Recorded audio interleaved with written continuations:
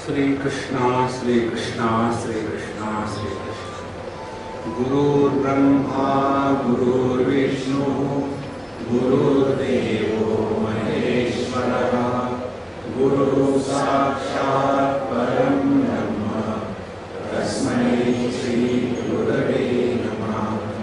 तस्मै श्री गुरवे नमः। वेदांत के साधना में 3 स्टेप्स है। एक है श्रवण, दूसरा है मनन और तीसरा है निधिध्यासन। श्रवण का तात्पर्य है हमको मालूम ही नहीं है तो जाके सुनो, तो सुनने के बाद फिर हमको जिसके बारे में ज्ञान नहीं था वो ज्ञान हो गया, अब मालूम है। फिर लेकिन बीच में कोई ना कोई संदेह आ जाते हैं, तो इन संदेहों को निकालने के लिए हमने जो सुना है, श्रवण किया है, उस पर हम अब मनन करेंगे।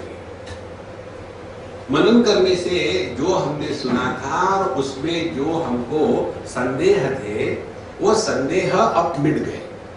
तो पहले ज्ञान संदेह युक्त था, अब ज्ञान संदेह रहित हो गया। तो ये दूसरी स्थिति है, क्योंकि जब जब संदेह होगा उसको हम जीवन में नहीं उतार सकते।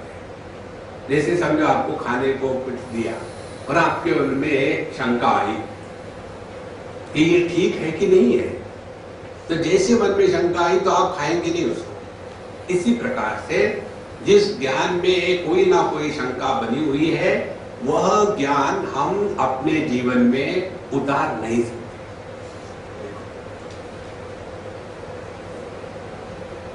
एक बार रामायण की कथा में एक महात्मा जी बता रहे थे कि भगवान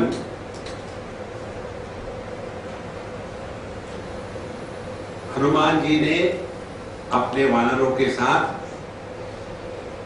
पुल बांध दिया पत्थरों से। हर पत्थर पर राम लिखा और वो पत्थर तैरने लगे, पुल बन गया। तो जब सभी लोग कर रहे थे तो एक साइड में भगवान राम गए और उन्होंने एक पत्थर उठाया और पानी में डाल दिया और पत्थर डूब गए। तो हनुमान जी ने देखा, राम जी को बड़ा ऑकवर्ड फील हो गया। तो हनुमान जी ने कहा कि भगवान आपने उस पर अपना नाम नहीं लिखा, हम लोग जो पत्थर डाल रहे उस पर आपका नाम है, आपका नाम ही तर जाता है, और जब आपने किसी को छोड़ दिया तो वो डूब जाएगा। देखो ये भक्ति की बात है।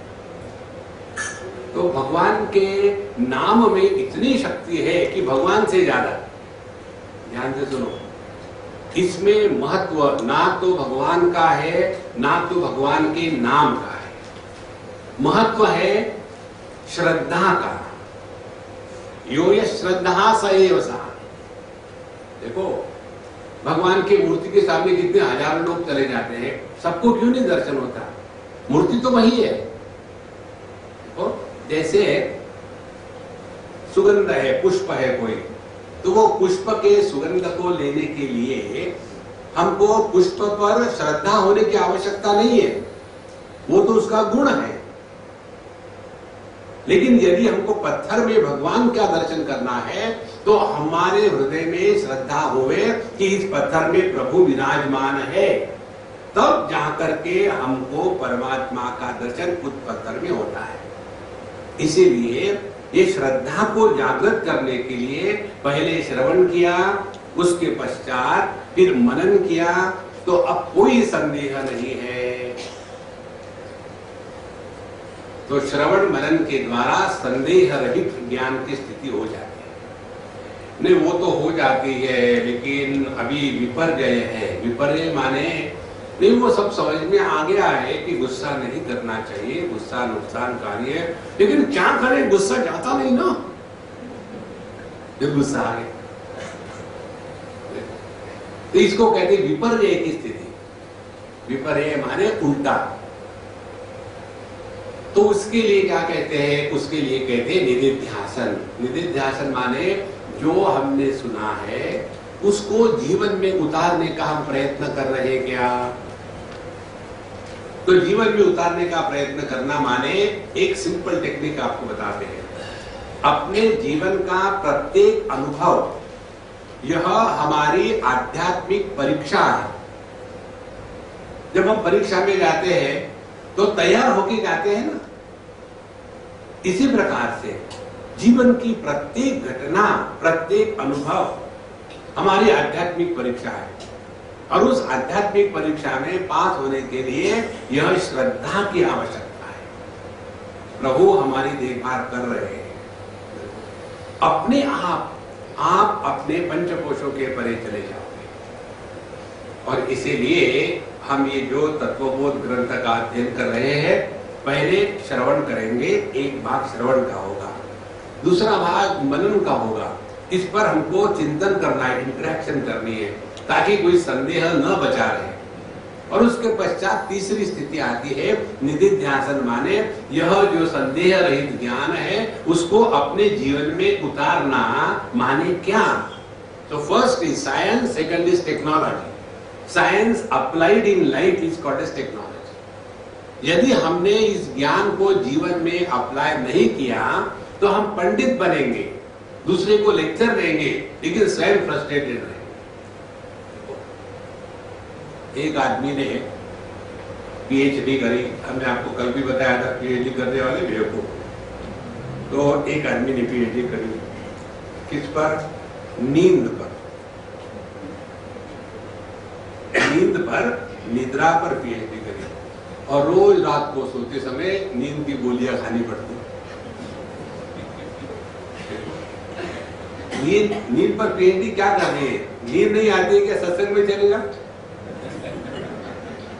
एक मिनट में नींद आ जाएगी। इसलिए निधिध्यासन माने इस ज्ञान को जीवन में उतारना है। ये ध्यान में रखते हुए हमने कल देखा था साधन चतुष्टय संपन्न अधिकारिणाम मोक्ष साधन भूतम तत्व विवेक प्रकारम बक्षामहा। इसमें साधन चतुष्टय हमने देखा कि इसमें साधन चतुष्टय ने अनुबंध चतुष्टय देखा। इसमें चार बातें हैं। अधिकारी कौन है, इसका प्रयोजन क्या है, इसमें विषय क्या है, और इसका हमारा विषय का क्या संबंध है। तो उसमें हमने विवेक, वैराग्य, समाधि, षड्ग संपत्ति और मुमुक्षुत्व, ये चार साधन बताए।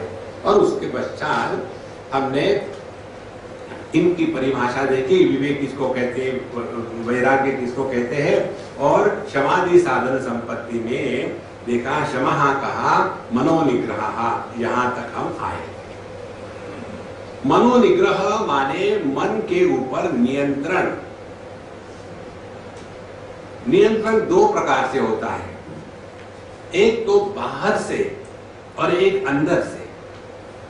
बाहर का जो नियंत्रण होगा वो नियंत्रण हमारे लिए बंधन कारक बनता है। जैसे कोई क्लास हो और उसमें बच्चे अपने बहुत हल्ला गुल्ला कर रहे हैं, और तुरंत किसी ने कहा कि देखो टीचर आ गई, तो चुप हो गए। तो किसी के कहने से जब वो चुप हो जाते हैं तो वो बंधन होगा।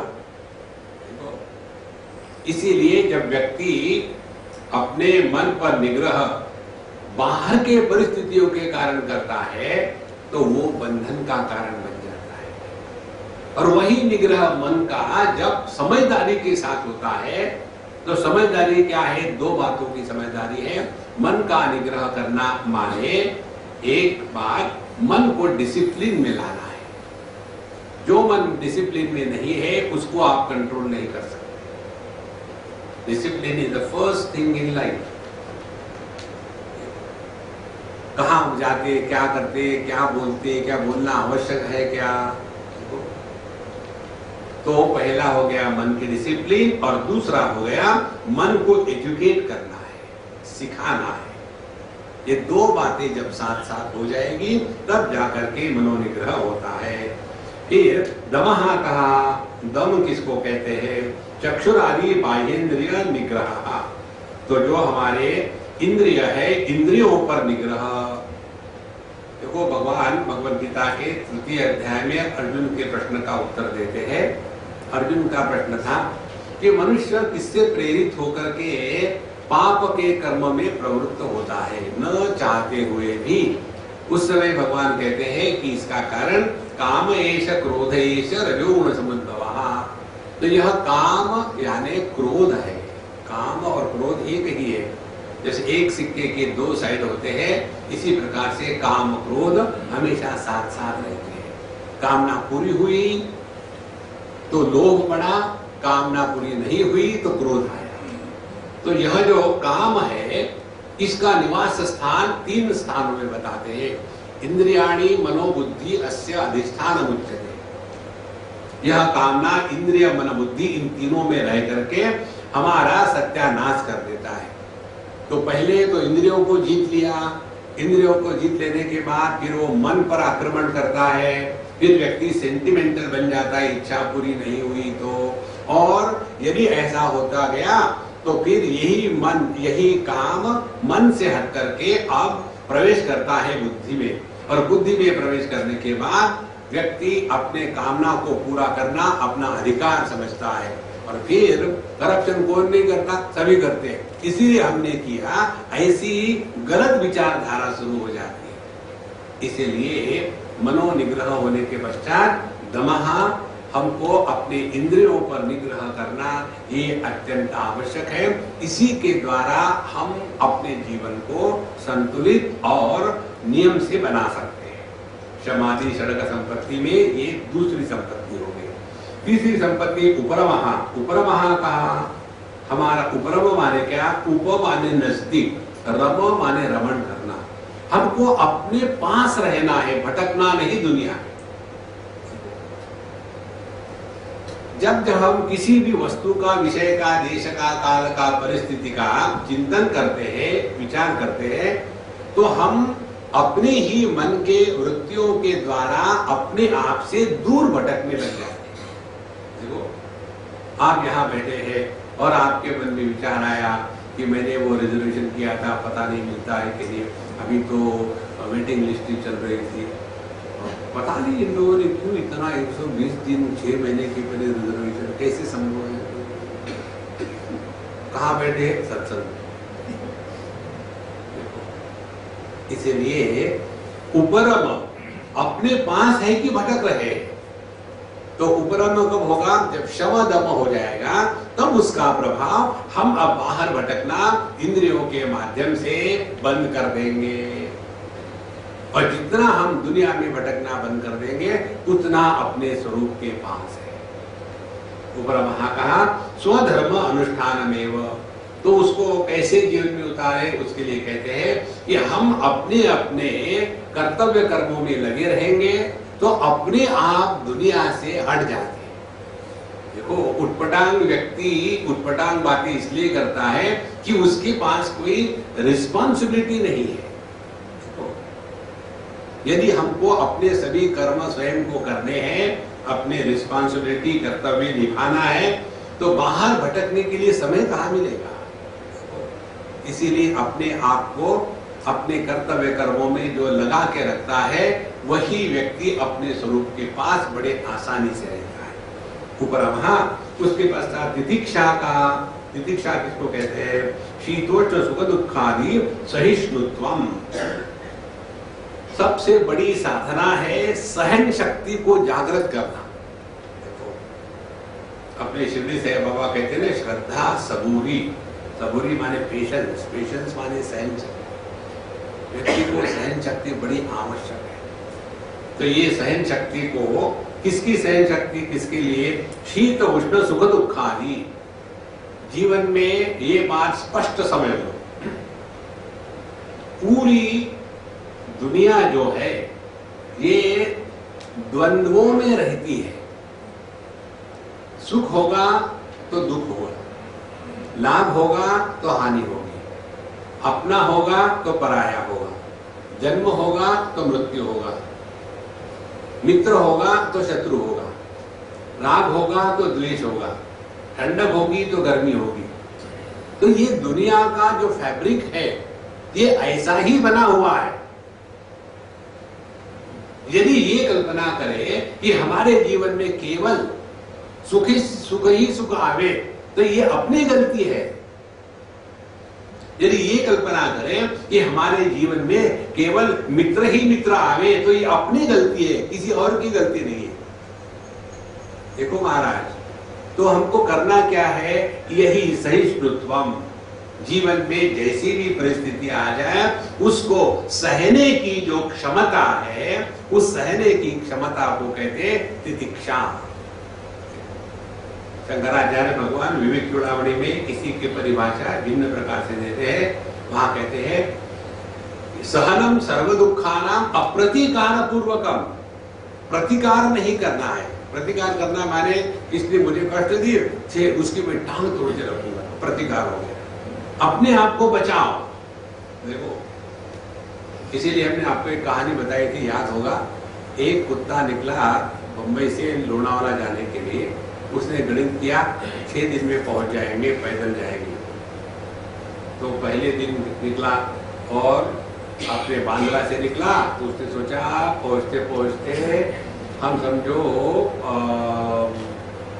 पनवेल पहुंच जाएंगे तो इतने घंटे लगेंगे, तो वहां जाकर के आराम करेंगे रात भर, दूसरे दिन निकल पड़ेंगे। अब ये तो उन्होंने अपना प्लानिंग किया, लेकिन भगवान का प्लानिंग कुछ और होता है। तो वहां पहुंचा, तो वहां पहुंचने के बाद लोकल कुत्ते तो होती है, तो लोकल कुत्ते दूसरे को आने देंगे, फिर उसके ऊपर हमला बोल दिया। अब दो उसके पास विकल्प थे, उनके साथ झगड़ा करें या अपने एंटीना को नीचे दबा करके भागे। उसने द्वितीय ऑप्शन स्वीकार किया और निकल गया, और ऐसा ही हर जगह जाता था वही। तो जो उसने 6 दिन में पहुंचने का प्रोग्राम बनाया था, 3 दिन के अंदर पहुंच गया। इसी प्रकार से इस दुनिया में हमको ये डिसाइड करना है कि दुनिया के साथ हमको लड़ना है या दुम दबा करके निकल जाना है। बहुत महत्व का है। ऐसे में समझो कि केवल आप लोगों को ही कष्ट होते हैं। हमारे कष्टों की, आपकी कष्टों की टेक्निक और क्वालिटी भिन्न होती है। आपको कष्ट होते हैं तो आप कह सकते हैं यूजलेस, हमको कष्ट होते हैं हम कहते हैं अच्छा है। अभी हम कहीं गए थे, वहां हमने किचन में जाके बताया देखो ऐसा बनाना हमारे लिए, तो उसने समझ, क्योंकि प्रोफेशनल कुक था और जो आदमी कुक होते हैं वो बढ़िया होते हैं, लेडीज कुक होती है बढ़िया नहीं, तो उसने उस प्रकार से बनाया और बढ़िया बन गया। तो हमने कहा कि देखो अम्मा, इसको कहते हैं ऐसा बनाते हैं। और ना हम तो ऐसा बनाए नहीं थे, आपने उस समय कहा था अच्छा है। मैंने क्या करूं फिर? और आप हमेशा कहते हो स्वामी जी आप बाहर का खाना खाते हैं। हमने कहा मैं बाहर का ही खाता हूं, क्योंकि घर कहाँ है? आपको भले लगे कि आपके घर का है, लेकिन मुझे तो बाहर का ही है वो। इसीलिए सहनम सर्व दुखानाम, जो है उसको सह लो। यही शिक्षा भगवद गीता में भगवान अर्जुन को द्वितीय अध्याय में बताते हैं। मात्रा स्पर्शास्तु कौन्तेय शीतोष्ण सुख दुःखदा आगमा अपायिना अनित्यान तान तितिक्षस्व भारत। जो भी जीवन में सुख दुख आते हैं उनको सह। सहना माने मन के संतुलन को टिकाए रखना। जो सह नहीं सकता या तो रिएक्शन करेगा या तो डिप्रेशन में जाएगा। हमको रिएक्शन भी नहीं करनी है, डिप्रेशन में भी नहीं जाना है। इस प्रकार से शीतोष्ण सुख दुखादि सहिष्णुत्वम, भगवद गीता के 6वें अध्याय में भगवान के प्राप्ति के जो लक्षण साधक ने बताए हैं, किसको भगवान की प्राप्ति हो गई है, तो उन्होंने 2 चीजें बताई। शीतोष्ण सुख दुखेषु, वही शब्द है, शीतोष्ण सुख दुखेषु जितात्मनः, जीवन में आने वाले द्वंद्वों के साथ जिसके अंतःकरण का संतुलन बिगड़ता नहीं, उसको परमात्मा प्राप्त हो गए। देखो, और मानापमानयोः प्रशांतस्, मान अपमान के कारण जिसके मन का संतुलन बिगड़ता नहीं, शांति बनाए रखती है, उसको परमात्मा प्राप्त हो गए। इसीलिए तितिक्षा ये बहुत बड़ी साधना है। लेकिन हम लोगों को साधना का तात्पर्य क्या हो गया? हाथ में एक माला पकड़वा और अब आप देखो हो गई साधना। वो साधना नहीं है। अपने जीवन के प्रत्येक अनुभूति को परीक्षा के रूप में ले लो और अपने अंतःकरण की स्थिति का हमेशा ध्यान रखना है। गाड़ी चलाते समय हमारा ध्यान होता है ना पेट्रोल है कि नहीं, तो जैसे पेट्रोल की तरफ ध्यान रखना पड़ता है, इसी प्रकार से आध्यात्मिक साधना का तात्पर्य है हमारा ध्यान अपने मन के स्थिति की तरफ है। जिसका ध्यान अपने मन के स्थिति की तरफ होता है वो साधना कर रहा है। Normally we react every now and then. तो तितिक्षा के द्वारा हम अपने मन के संतुलन को रखते हैं।